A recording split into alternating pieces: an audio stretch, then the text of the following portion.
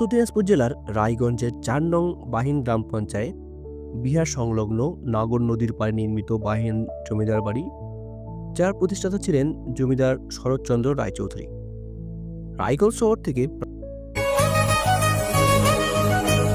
রায়চৌধুরীর ছোট ছেলের মেয়ে। আমি নাতনি, হ্যাঁ, নীতিশ রায়চৌধুরীর নাম। যিনি বানিয়েছিলেন মানে সেই আমার দাদু। নীতিশ রায়চৌধুরী। ইটের ভাটা করে এখানে চার্চ থেকে বেরিয়ে গেলাম, তো চার্চটা আমাদের আইটিনারির মধ্যে ছিল না, মানে আমাদের লিস্টে ছিল না দেখার, কিন্তু তবুও আমরা দেখলাম। এটা হচ্ছে এখানকার সেন্ট জেভিয়ার্স স্কুল। এখন তো পৌঁছে গেছি রায়গঞ্জ শহরে, মানে টাউনে। তো এখান থেকে তো আরও গুগল বেএনজি বলছে আরও 13 কিলোমিটার, মানে এখনও 30 মিনিট লাগবে এখান থেকে। আচ্ছা, আমরা হালকাভাবে রাস্তা হারিয়ে ফেলেছিলাম, তো মেন রোড থেকে বাদিকে যেতে হবে এখন, এই দিকটা।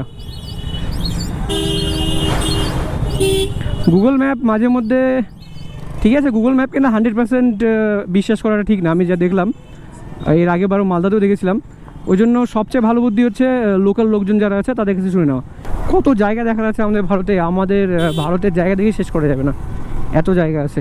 কিন্তু কিছু কিছু জায়গা কী বলো তো, একটু দূরে আছে, ভিতর দিকে, তো ওগুলো না অনেকে যায় না ওইরকম জায়গাতে। Cruising down the highway, windows down low, sunset paints the sky in a fiery glow. পুরো 5 কিলোমিটার রাস্তা বাহিন রাজবাড়ির।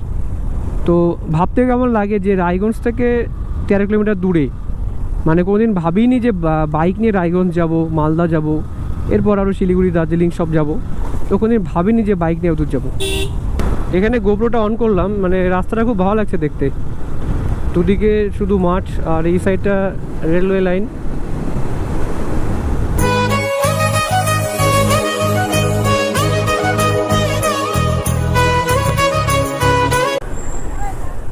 বাহিন রাজবাড়ি কোন দিকে? হ্যাঁ হ্যাঁ, ভুল করে আসলাম না, সোজা রাস্তাটা। আজকে ম্যাপটা খুব ধোকা দিচ্ছে সত্যি, বারবার করে নেট ছেড়ে দিচ্ছে। আর কত দূর? 1 মিনিট, 200 মিটার। 200 মিটার মানে আশেপাশেই। দিনটি ছিল 28শে ডিসেম্বর, রবিবার। আমি আর আমার সাথী নীলপরি, মানে আমার বাইক, আর সাথে ছিল আমার 2 সঙ্গী উৎপলদা আর অলোক। রায়গঞ্জ চার্চ দেখার পর চলে এলাম রায়গঞ্জ শহর থেকে 14 কিলোমিটার দূরে বাংলা বিহার সীমান্তে বাহিন নামক জায়গার বাহিন রাজবাড়িতে। আমরা গিয়ে দেখি তখন কিছু লোকজন পিকনিক করছিল সেই রাজবাড়ির সামনে। উত্তর দিনাজপুর জেলার রায়গঞ্জের 4 নং বাহিন গ্রাম পঞ্চায়েত বিহার সংলগ্ন নাগর নদীর পাড়ে নির্মিত বাহিন জমিদার বাড়ি, যার প্রতিষ্ঠাতা ছিলেন জমিদার শরৎচন্দ্র রায়চৌধুরী। রায়গঞ্জ শহর থেকে প্রায় 14 কিলোমিটার দূরে রাধিকাপুর কাটিহার রেল লাইনের পাশে অবস্থিত বাহিন গ্রাম। সেখানে বসবাস, ব্যবসা বাণিজ্য, রাজনৈতিক ও যাতায়াতের সুবিধার্থে বাহিন জমিদার বাড়ি স্থাপন করা হয়। এই জমিদার বাড়ির সাথে জড়িয়ে আছে ইটাহারের চূড়ামন রায়চৌধুরী পরিবারের নাম। প্রায় 400 বছর আগে তৈরি এই জমিদার বাড়ি আজ রক্ষণাবেক্ষণের অভাবে তার পুরনো গৌরব হারিয়ে খুবই সংকটজনক অবস্থায় দাঁড়িয়ে আছে। এই জমিদার বাড়ির পুরনো জাঁকজমক আজ আর কিছু অবশিষ্ট নেই। উত্তর দিনাজপুরের তথা রায়গঞ্জের প্রসিদ্ধ পর্যটন স্থলগুলির মধ্যে একটি, যার সুখ্যাতি জেলার বাইরেও আছে। বর্তমানে এই বাহিন জমিদার বাড়িটিকে পুলিশ ফাঁড়িতে রূপান্তরিত করা হয়েছে। এইটাই সে নাগর নদী, এবং যেই পাটাতে রাজবাড়ি আছে সেইটি হচ্ছে রায়গঞ্জ, এবং সামনের যে অংশটা দেখা যাচ্ছে ওই পার নদীর অংশটা, সেটা হচ্ছে বিহার। সেই দিন আমাদের ভাগ্যটা ছিল খুব ভালো। আমরা যেদিন গিয়েছিলাম সেদিন জমিদার বাড়ির একজন সদস্যা, মানে জমিদারের নাতনি ছিলেন সেখানে, এবং তিনি সেই বাড়িতেই বড় হয়েছেন। তিনি আমাদের সেখানকার ইতিহাস বললেন। চলো শোনা যাক ওনার মুখ থেকেই ওনার অভিজ্ঞতা।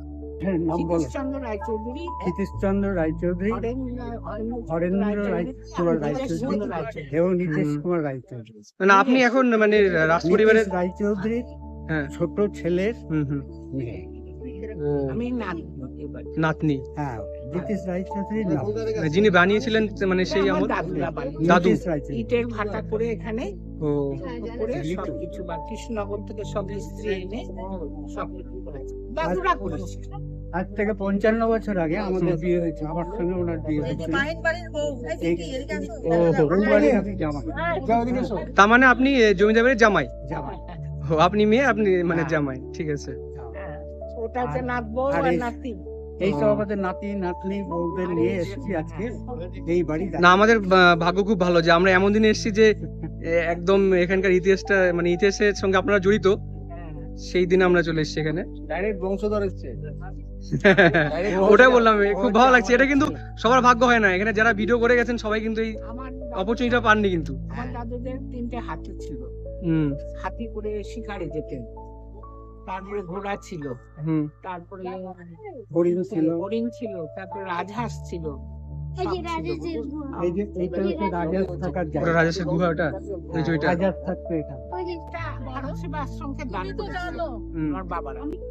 ভারত সেবা আশ্রমে হ্যাঁ হ্যাঁ হ্যাঁ। আর এই যে পুলিশের ক্যাম্পটা দেখলাম, এটা এখন পুলিশ ক্যাম্প একটা ফরেস্ট। এবং এটা বর্তমানে হেরিটেজ বিল্ডিং, হুম কিন্তু যাই হোক হেরিটেজ বিল্ডিং হওয়া সত্ত্বেও এখন পর্যন্ত কোনো রিপেয়ার হ্যাঁ। হলে জিনিসটা আরো সুন্দর।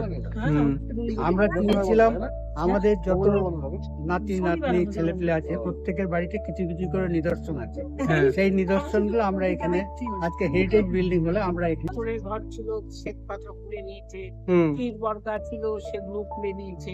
সিঁড়ি ভেঙে দিয়েছে, পুরোনো বাড়িটা ভেঙে দিয়েছে।